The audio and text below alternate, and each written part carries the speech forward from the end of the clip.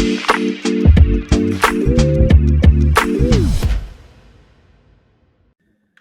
right, Preds Power Hour on, you guessed it, a Friday afternoon. Bryan Bastin of On the Forecheck, a very good website that you should go and support. There's a GoFundMe for the good and great writers over at On the Forecheck. Go do that today on the Forecheck. GoFundMe, go support them if you can. It's a great website, and great hockey coverage is needed and necessary and important and all of those things. So go support that of just that platform and all the good folks who have been writing and creating great content, like the two folks who are on this very program today, like Bryan Bastin and Jeff Middleton. Bryan, good afternoon, sir. How are you? I am awesome. Yes, and thank you for mentioning the GoFundMe. Just real quick, we launched that a few days ago.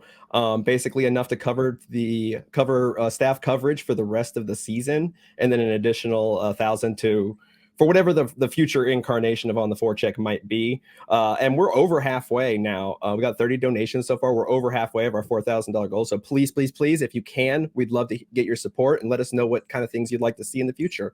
But I'm also very happy, in case you weren't convinced to save the website just with me saying it, probably one of the best people we've got on the website entirely, and other like 7 other websites on the SB Nation network, brought Jeff, and he's awesome. How you doing, Jeff? I'm good. You flatter me, but I've seen your stuff, so it's like I'm just telling the truth. But yeah, thanks for coming on. We appreciate it. Of course, I'm glad to be here.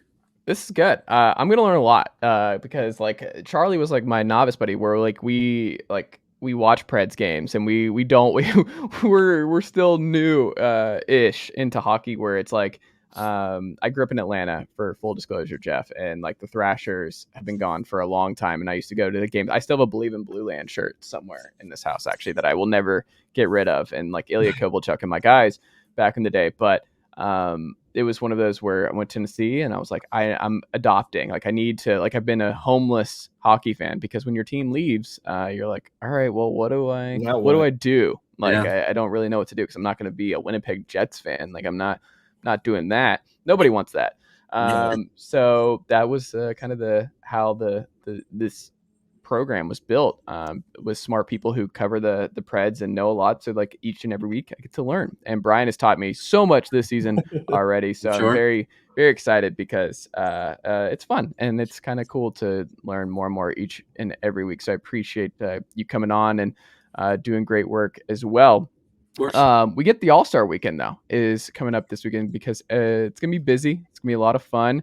There's a Saros event. We're taping this on a Friday evening, so UC, who has been just really the MVP of this Preds season to this point, it's going to be fun for him, and just to kind of get a break from putting the team on his back, Greg Jennings style. But what do you make of the Saros event tonight, the game on Saturday? What are you most intrigued by, Bryan, with All-Star weekend? The game will be fun. They're doing it division 3-on-3 format, so that'll be cool. And the Central probably has the best goaltending tandem with Hellebuck and Saros, which there should be. That's 2 of the top 3, I think, for the Vezina this season so far. Remember, I did say before the season started, or when the season started, when he was slumping, that he would be a finalist by the end of the year. So. But the cool event they're doing, and they're doing that tonight, Friday night, is they're doing this thing for the goalies where it is called the Tendy. What is it called here? The Tendy Tandem thing, where it sounds weird, but I promise you it's actually really cool. So basically, they'll have all 8 goaltenders. One of them is going to be assigned to be like the goaltender, like an actual goalie, and the other one is going to be a shooter. So I'm guessing they're going to be at their own net, and they're going to take shots at the net, and basically however many, they get points for how close they are.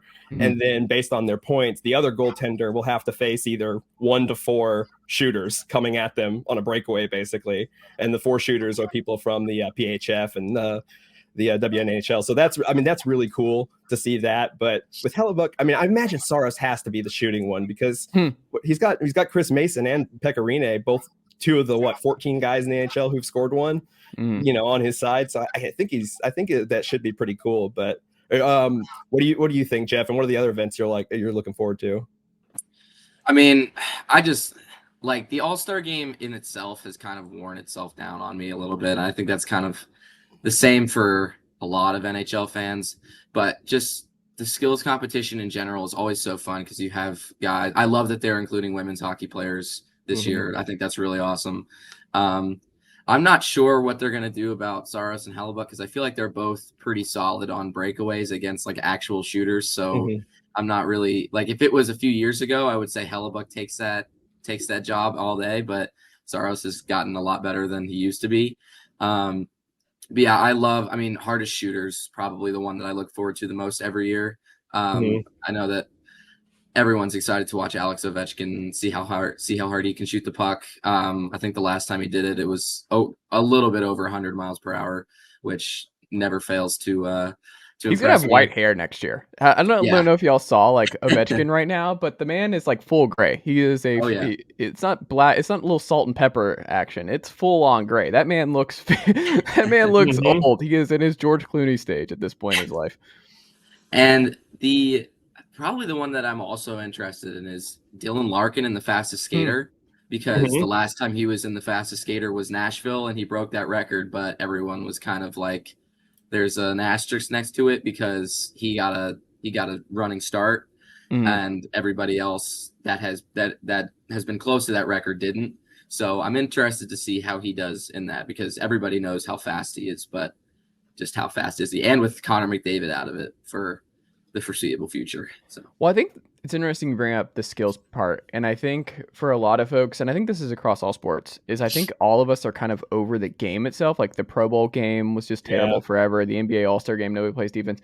But what people like is skill stuff. Like these are the best athletes in the world at their particular sport. Like find ways for them to just show how insanely athletic and talented they are. And I think the skills competition is where we get to see that the most, where it's like, I couldn't even fathom being able to do any of this, where I think that's the cool thing. And I think that's where hockey should focus, is the skills competition, because it's crazy. Like it's one of those things you take for granted just watching the All-Star game or these guys on any given night. But if you watch the skills challenge, you're like, what? How do they even do this? And I think that's what you want as as Gary Bettman or any hockey owner. You're like, this is, if we can redo the All-Star weekend or really put more emphasis on getting fans' attention, I think it's the skills competition. Do you agree, Bryan? Yeah. Oh, 100%. I mean, the games are always not great, and you know they are smart to continue to bring in like internet content creators and things like that to kind of do it. I know they're going to have people, dude from Letterkenny out there. They're going to have a bunch of other people I haven't heard of, but I think that's just me being an old man. But that's Casey Musgraves going to participate. That's what the good folks want. Is I want Casey Musgraves involved in this in some way. Don't think so. It's I mean, I'm not sure, but I think that it would be great. I want to make sure I'm clear about that. That would be amazing. But best album of all time, Golden Hour. Yeah, but I mean, because like the All-Star game, even with like the All-Star skills competitions and stuff like that, it's not that fun. But when you get guys like that, I mean, like the hardest shot's always fun, especially since Nashville always got to watch Shea Weber and his like 101, 102 mile per hour slap shot. Something like that. And then, close. Yeah, it's pretty crazy. Like those are great. Like the skating one, I always thought that Roman Josi would have a pretty good chance at the fastest skater. So like those are good, but it's just, people don't want to watch that. You want something that you can break down into clips and stuff. Like, I mean, you think about it, even the best all-star thing that exists, the dunk contest, like there's a lot of sitting and waiting around and watching it try, in between. You want something you can cut down and show in highlights, and that's what these skills competitions are for. So I think it'll be really cool. I have one more thing about the All-Star roster, and I did want to ask you, Jeff, what you thought. And you can't say Seth Jones, but who's the one person you think shouldn't be on the All-Star roster? Because Seth Jones is just too easy of an answer. Chandler Stevenson, only because it sucks that the Kraken don't have a guy anymore. Who was their guy? Their guy was Matty Beniers, and then he got hurt because of Tyler Myers, and then the NHL put a Vegas guy on instead of a Seattle guy. Why? I don't know. Huh. But that would be my answer. Yeah, wow. I think it's nothing to do with Chandler Stevenson's performance this year. So if there's any Vegas fans like watching this and being like, he deserves it, like maybe he does, but like if the NHL is going to stick to that standard where it's one person from every team, then that's kind of ridiculous. Yeah. Yeah, and I don't like that either. I don't like when they do that. I know that you want to have every team represented and stuff like that, but especially like for a new franchise, like they're a new team that's actually doing really well this year, and then their all-stars hurt by a cheap play from Tyler Myers, and now they don't have anybody. It just kind of like sucks. Like I'd be upset. Yeah, But I can understand that. Yeah, I mean, I don't know. I think I'm sitting here thinking about like Stuart Skinner, and like he's good, but he's not quite on that same level. But I can't think of who would replace him though from the Pacific, to be honest. I mean, I guess, gosh, he might be the best one in the Pacific now that I'm thinking about it. Yeah. Who's their other goalie? Edmonton? No, the other Pacific goalie. Oh, the other Pacific goalie. It is, let's see here. Stuart Skinner and Logan Thompson. Okay, because that was going to be my answer, but I figured he was already on there. Yeah, I mean, you could make a case for Martin Jones. Yeah. I mean, he's not bad. He's not the Martin Jones we're used to, but yeah. Okay, well, we'll move on. We've got to talking about the Preds, don't we? Yeah, well, speaking of the Preds, a move that they did not make, Bo Horvat did not end up in Nashville, and a lot of Preds fans were like, hey, maybe, because like the Preds, you don't know this, Jeff, but like it's been a theme all year long where it's like, we know exactly who the Preds are on this podcast. They're going to flirt with 500. They're going to be kind of in that zone where a lot of it's just going to be, what's the offense look like this night? Is it going to be here? Is it not? They've had their power play issues. We've seen that. Like, as long as they don't play the Stars, they won't go and whatever. Just avoid the Dallas Stars at all costs if you're the Preds. But did a Bo Horvat deal make sense for Nashville? And once you saw the final price for what the Canucks got from, did you think, all right, then that's okay that Nashville did not ultimately be the team to trade for Bo?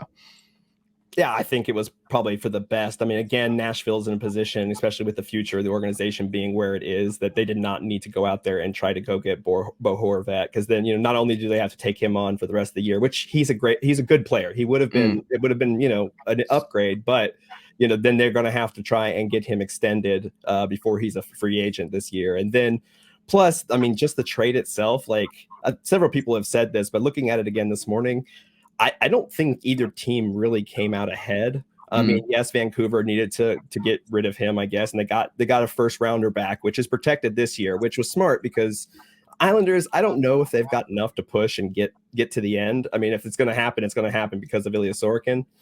But so that if it is a lottery pick, if it's a top 12, then the first round pick gets changed to next year where it's unprotected. So depending on how things go, it could be a very good or bad thing. And then they also they got back they sent over Anthony Bolivier and Atu Rati. Is that how you say his name?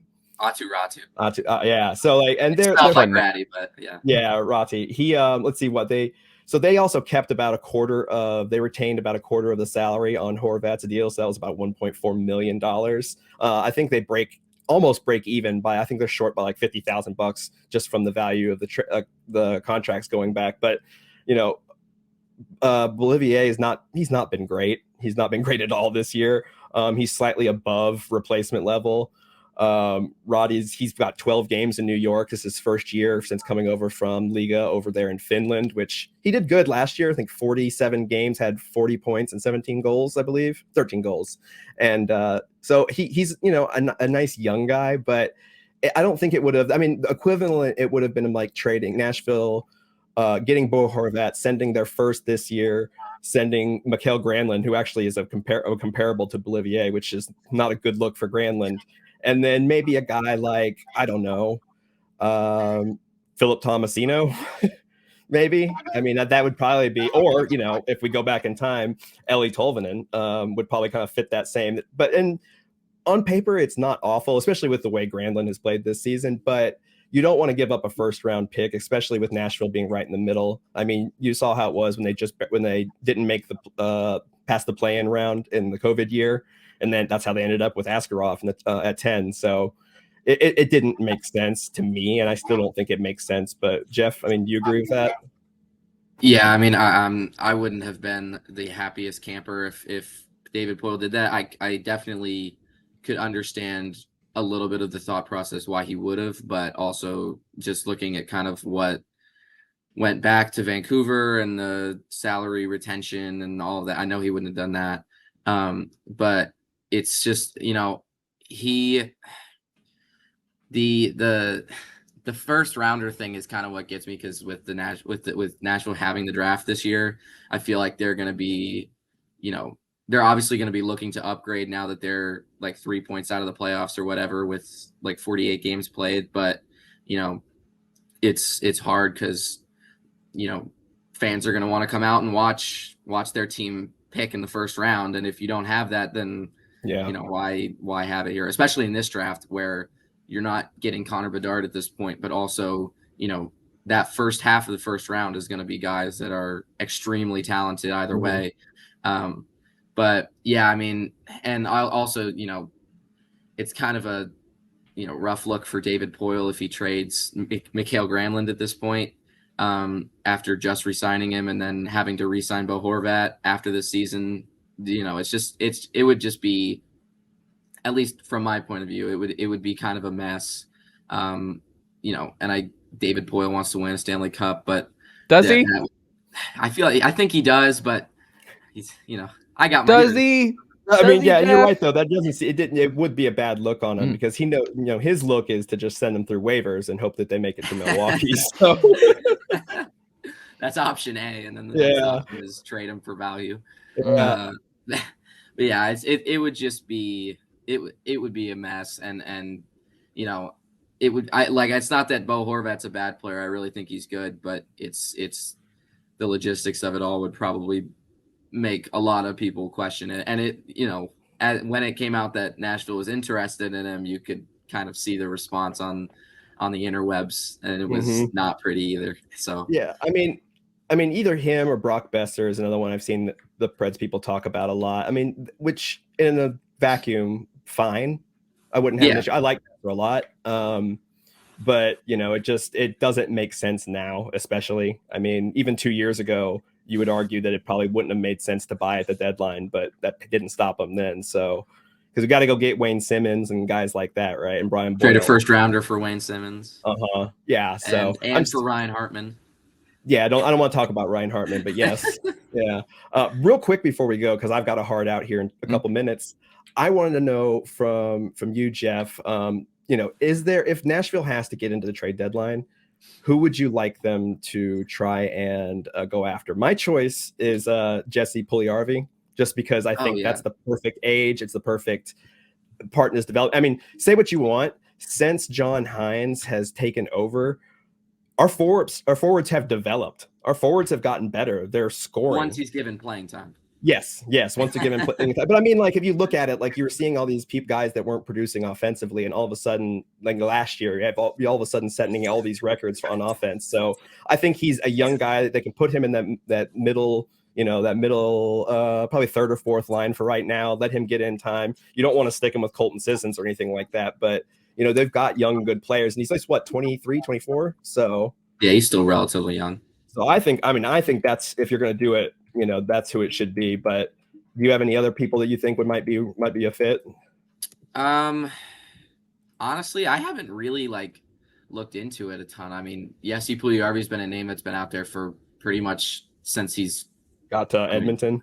Yeah, it's been a while since he has not had his name out on the trade deadline target list. And I totally agree. I think that would be a fun one to, he's a meme machine, and it would be it'd be great for content, but also it would be, he's a solid player that could be great in the middle six.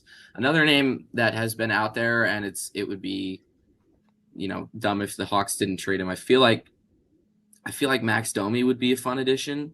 They'd have to pay to get him, but if you were if David Poile's serious about this thing, then that could be someone that they could have in their top six that doesn't have to be rotated out consistently. I feel like there's still that one winger spot in the top six where it's a little bit kind of shaky, not really, it's taken a little bit for them to figure it out. And Max Domi, I think, would help with that.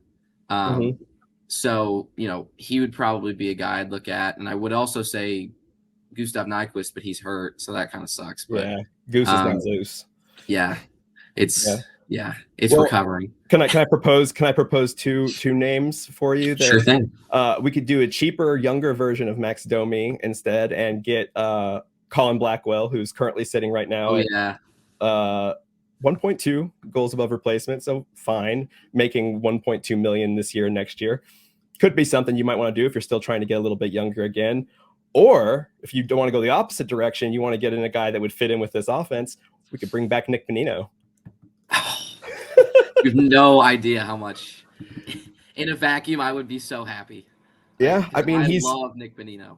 Top 5% in the league this season in defense. So, I mean, give him that. He's still a black hole on offense like he always has been. But considering how bad the Preds defense has consistently been this year, I don't think it'd be the worst decision in the world. We'll talk about that next week because it's awful. And I talked about it again, but it's way worse than I thought. So, yeah. Well, I appreciate you coming on, Jeff. It's been great. Sorry, we have to go a little bit. Chase and I are busy. Or Chase is much busier than I am. But this was great. We'd love to have you back, Jeff. Great insight today. And Preds, go on the forecheck.com. Go support it, and the GoFundMe, it's right there. You can find it. It's very easy.